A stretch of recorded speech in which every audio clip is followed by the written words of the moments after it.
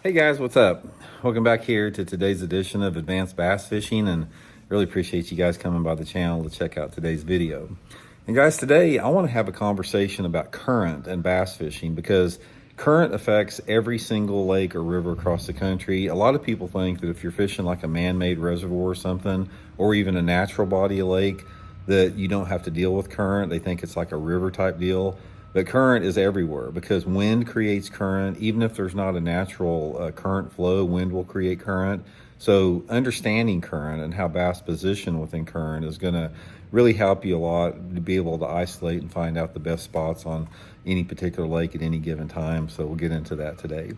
Also, guys, a couple quick things. Just want to invite everybody, anyone interested in booking an on-the-water lesson with me, you can do that by going to my Facebook page, Randy Blaukat Professional Angler. Just shoot me a private message.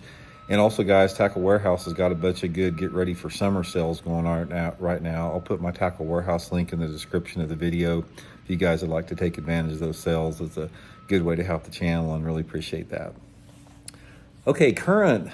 First of all, current is sort of it's a pain in the butt a lot of times, depending upon how intense the current is. Now, current can range from something that is almost inobvious to something that is like almost unfishable. I fished in every current you can imagine. I fished into some Coosa River lakes where the current was ripping below the dam, places like the Mississippi River and everything in between. So I want to talk a little bit about how current affects bass and how to deal with current based upon the intensity of the current. So let's talk a little bit about from a minimal current to average to above average current.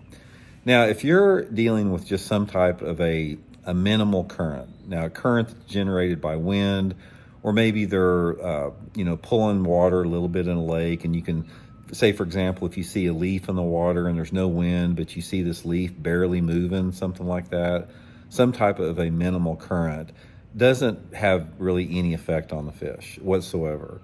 Their bass are not victim of current. They can move in and out of current. So some type of a subtle current like that, you don't really have to factor it in your fishing whatsoever. The only thing about some light to moderate currents that you have to really consider is your boat positioning, because sometimes that current can either slow you down or speed you up based upon if you're working with it or against it. That's the only factor, but for the most part, it's pretty minimal.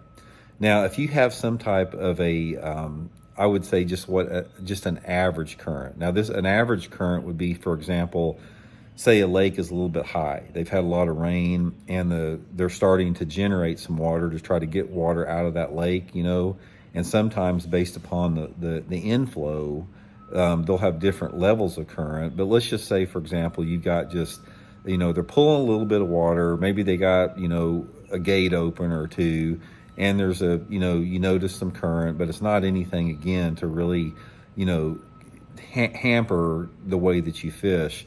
In a situation like that, that is like the optimum situation, because a light to moderate current like that will activate the bass, especially the bass that are around some type of structure. So if you're fishing around a drop-off or right off the end of a point, or around a boat dock, or cast into a wing dam or something like that, this is an ideal situation because it gets everything in the food chain stirred up. The algae gets stirred up a little bit, the minnows and the perch, get more active with everything moving around, and the entire food chain is a little bit more active, including the bass. So that is like perfect scenario is when you have just enough current to notice it, but it doesn't really impact the way that you fish. But primarily what I want to talk about today is what I call a significant current, a current that actually affects your boat positioning and creates eddies, and it's a noticeable current where if you take your foot off the trolling motor, you're going to drift backwards, at a pretty decent pace. And then if you're working down a bank, you can notice little eddy areas behind rocks and that type of stuff. This is some of the most difficult places to fish because your casting presentations are heavily affected by that current. Your boat positioning is heavily affected by the current. And based upon the intensity of the current, you may not even be able to work into the current. You may have to just drift with it. I've seen some places like I've been on the upper parts of some of the Coosa River lakes, like Lay Lake and Logan Martin. When they open those gates up there, it's like whitewater almost. But there's always some type of a current eddy. So if you have a significant current, you have got to pay close attention to those eddies. Now, those eddies can be obvious or they can be subtle. Most of the time, any type of structure in the water is going to break the current a little bit and provide some type of an eddy. And bass don't need very much. It could be the backside of a laydown log. It could be the backside of say there's a rock in the water. It could be the way that the river bends. Sometimes the river will bend in a certain angle that decreases the current and creates some type of an eddy. Or it could be an undercut bank. Undercut banks are great places to fish in current because fish can tuck up underneath them and get out of that current. So it doesn't take much to, allow the fish some type of a hiding place. Now, based upon the lake that you're fishing, bass can either be really used to that current or they're not used to it at all. If you have a lake that normally doesn't have a lot of current day in and day out and you get some heavy current, sometimes that can be a negative. Sometimes those bass really don't like that. But if you're on a body of water where current fluctuation is pretty consistent from generation, like the Coosa River type lakes or someplace that generates a lot on the upper end, those bass know that. They understand it and they're very predictable. So the main thing is when you're fishing those type of areas is you have to concentrate on visible targets that are breaking the current. And a lot of times you don't know what's breaking the current underneath the water. So let's say, for example, that you've got this laydown tree in the water and you can see there's a little bit of a current eddy or break behind that laydown tree. Make sure that you fish that tree very thoroughly, even on places that don't look like there's a current eddy, because sometimes under the water there could be a current eddy down there that you don't know is down there. So make sure that you're very consistent with that.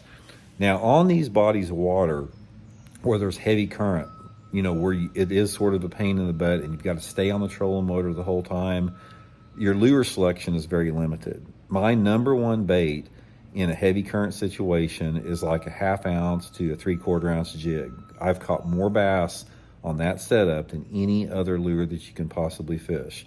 You can use a creature bait like a Z-Hog or a beaver or something like that, but I've always done better on the jig in those heavy current areas.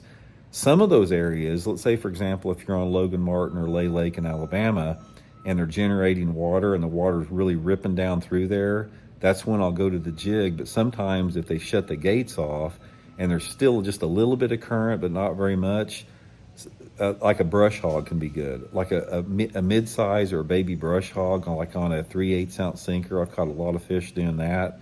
A finesse jig can work pretty good too also if they're not pulling much current. And if that current is pretty slack, that is normally heavy during the pulling times, a spinnerbait or a chatterbait or a crankbait can be good on those low current times. But the main thing, guys, is heavy current's just a pain in the butt to fish. There's nothing easy about it. But the good thing about it is a lot of times these fish will group up. If you have an area that has a large current break in it, like the backside of a wing dam or something, I've sat there and caught 20 or 30 fish out of one spot. Those fish will really group up in those current eddies if you can find them. But another thing, guys, is in that heavy current, be careful. Be super careful, because a lot of times you can get in trouble if your boat gets wedged against something, or if you make some wrong moves, it can be dangerous. So if you're in those heavy current areas, be very cautious. Take your time, really analyze stuff, and don't make any dumb mistakes with that. So anyway, guys, that's sort of the deal. Overall, current can be your friend. Most of the time when current is moving, fish are a little bit more active than when it's not. It's just another one of those variables in bass fishing we got to deal with. So hope it helps out. We'll see you later.